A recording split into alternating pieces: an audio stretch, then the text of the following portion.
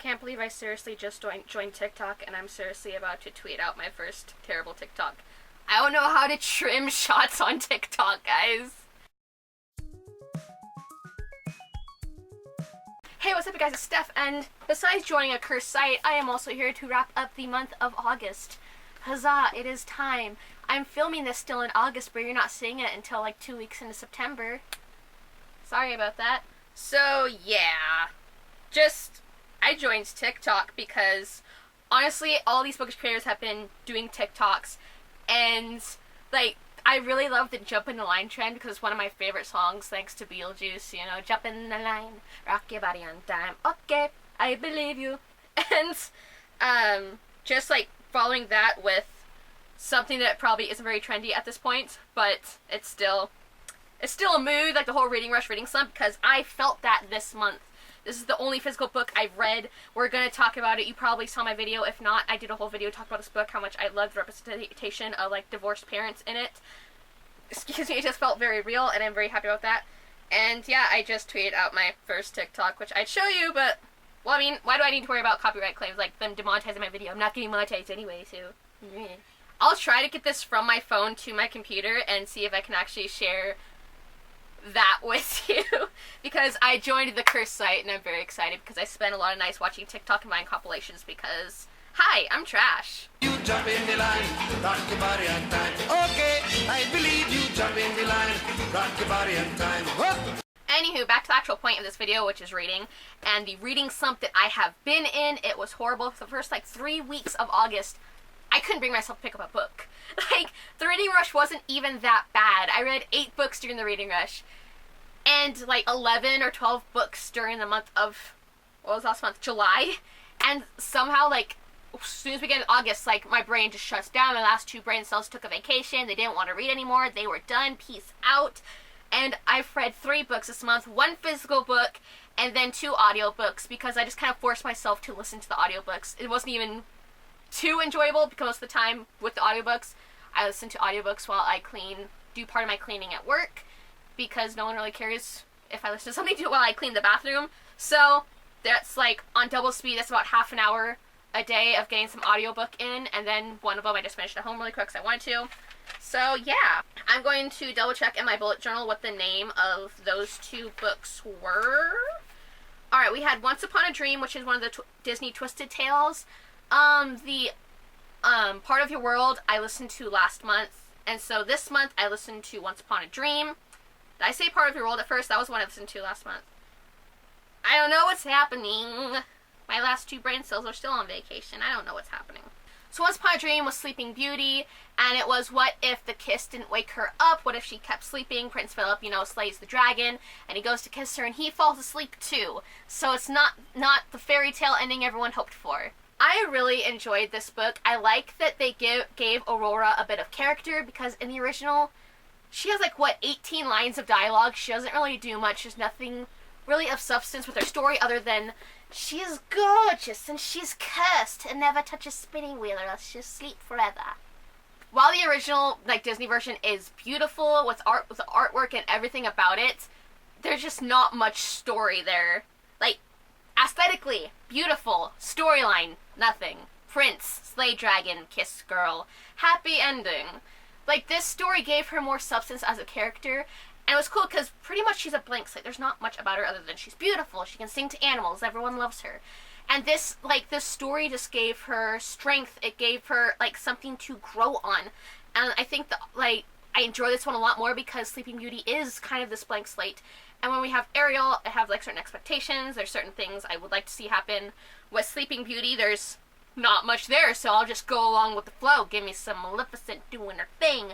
All that jazz. I really enjoyed that. I gave it 5 stars. That was, like, my halfway through the month, I got that done. It took, like, to the 16th. That was when I finished it. I don't write down the days I start the book, but the 16th is when I finally finished it. So, there's that. Next up, I read The Other Normals by Ned Vizzini. This one is kind of, it's called Creatures in Caverns. It's supposed to be like a D&D style game where our main character gets lost in creating characters he never really plays, but he creates the characters. He has a fun time because he doesn't really have friends. Then he makes a friend. He starts skipping classes. His parents find out. He's sent to the summer camp. Somehow he's transported to another dimension where he has to like save the princess by doing stuff in his own dimension because people are from each dimensions are tied to each other. It got really weird. You know, it just got really weird. I don't even know how that ended up happening. Like, step into the circle of mushrooms, touch an electric battery, and suddenly they're in this another world. It was wild. I didn't really like it too much because there was, like, as Ned Vizzini books are, there's some, like, language that I don't really like. Just kind of, like, how they refer to women and things like that. I didn't really like the book. I don't know how to describe it, man. It was wild. Like, I don't know how we got to certain places. It's like, okay, sure, jump, like, okay, I believe you. And I don't know. I just didn't really like it. I gave it 3 stars. That is my least favorite Ned Vizzini book that I've read so far. That is the 4th one that I've read so far. Well, I listened to it on audiobook, but you know what I mean. And I just didn't really enjoy it as much as I had hoped to. I had read reviews that it wasn't, like, really that good. I was excited for the campaign game element to it because I'm a fan of, like, watching D&D plays. And I want to play D&D, but I don't have friends to play D&D with. And the one place I know that does do D&D is very far away, and they only do it at night. I want to play D&D. I want to start BookTube D&D, but that would be so hard to organize. Anywho, jumping into the last book, which was the Book of the Month pick for me for August. I am an affiliate. If you want to check out my link, it is down below. Total promo moment. Check it out. There's some awesome September books already out. By the time of me filming this, they will already be out, and we can talk about them, but I kind of don't want to talk about it still, because there's, like, I don't have the list with me. We'll get to that. We'll get to that when the time comes. In the meantime, we have Color Me In by Natasha Diaz, which is a debut YA novel about this mixed girl. She is half Jewish, half black, and her parents are divorcing. Up until the point of her parents' divorce when she was about 15, 16, she never really considered, like, her biracial roots a problem. She is white passing, so her cousins, when she moves with her mother's side of the family, they feel like she is too privileged. She doesn't know the real, like, what it means to be a person of color in today's America. She just doesn't get it. You know, she's white passing. She doesn't understand. You know, I don't want to deal with you. Anything, like, you're just not good enough because you're not, like, you can't see what we really suffer. On her father's side, she's also being forced into a belated bat mitzvah because her father wants her to. I forget the exact reason, but her father wants her to go through her bat mitzvah, even though growing up he always told her that she didn't have to be overly religious. You know what, being Jewish is part of you, but you don't have to go through all of the things it means to be Jewish. Being just a Levitz, which I believe is her last name, means you're Jewish enough. Until the day their parents divorce, and now you gotta do your bat mitzvah, learn all that stuff. Huzzah! I was really here for the divorced parent element of this book. Out of all the books for last month's pick for Book of the Month YA, this one just really stood out to me and really spoke to me. And just, I can really relate to the, like, parents going back and forth. My parents divorced when I was a lot younger. I was like 1, so I've been doing it my whole life. She is just learning the struggle of going back and forth.